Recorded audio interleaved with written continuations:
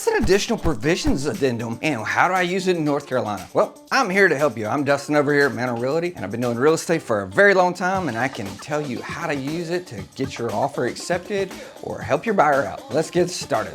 First things first, with an additional provision is the expiration of an offer. Now, why would you ever want to have your offer expire? Great question. The answer is sometimes when a property is really popular, say you want to put in a great offer on this property, you're going an over asking price and have a lot of due diligence money down, but they still want to have an open house. Well, an expiration of your offer will help you out that way. And what that does is saying, hey, Mr. Seller, here's my offer on your house. I'm giving you a great offer on this, and if you don't take this by this time and date, I am pulling my contract. Now, a great thing to do with this is actually pull your contract. If you don't pull your contract, then you don't know whether it was a good offer or not.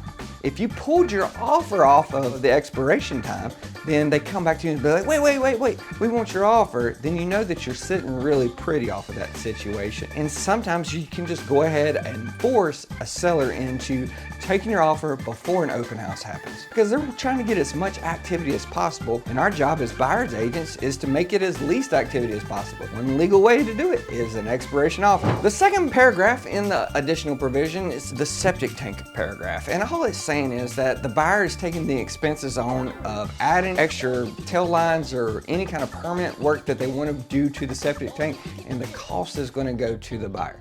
So that is all the second paragraph is of the additional provisions addendum. Number 3 is all about the rentals. If you're buying a property that's a rental and you need to receive the lease agreements and all the fund documents and stuff like that. In there's a blank that says that the seller shall deliver to the buyer on or before blank date true copies of existing leases, rental agreements, outstanding tenant notices, written statements of all oral agreements, deposits, all that fun stuff. So you can actually see all the information that's sitting there in front of you versus just taking a seller's word of, oh yeah, I've 18 properties here and 15 of them are fully rented. Well, they're fully rented, but they're only renting for $250. So you've got to either go up on rent or evict these people. That's what this whole paragraph right here is stating, is that you're going to give all that information to them, and that the security deposit that's being held will either go to the buyer's side or doesn't go.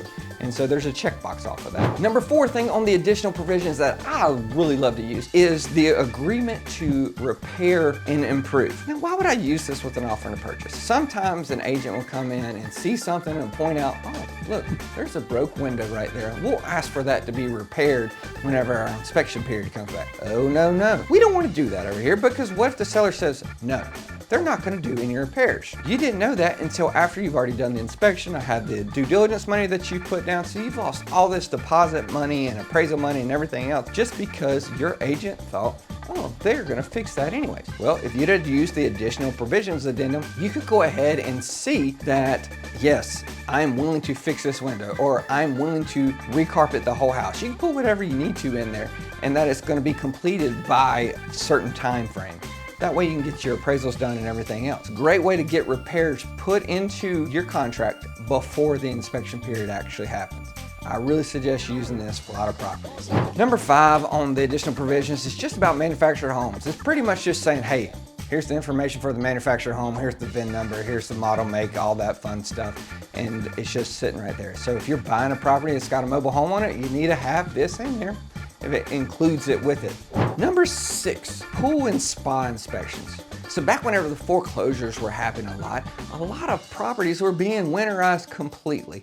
And who pays for the pool inspection or to open the pool up? Well, our OTP says that the seller has to have everything in good and working order. Well, this additional provision says that it's the buyer's cost to actually get the pool up and going if they want to test all the extra features out of it. If they have to take the cover off and add water and turn the pump on, plug the pump in, whatever it is, de-winterize it. And then they also have to pay to put it back in the exact same condition that it was previously. So all those costs go to the buyer and not to the seller. Great way to protect yourself as a seller is use the additional provisions if your swimming pool is closed. Lastly on it is just the off-site properties that might be included in the sale of this one property. So a lot of times it is your boat slips, your garages, your parking spaces, your storage units. So those kinds of things are what is on section 7 right here, and it says, hey, write down here that it gets a storage unit or 2 parking spots. That way you are all aware of what's going on and how it transfers over at the time of the sale. And you're not just wondering, hey, do I get a storage unit over here? Do I need to go inspect it?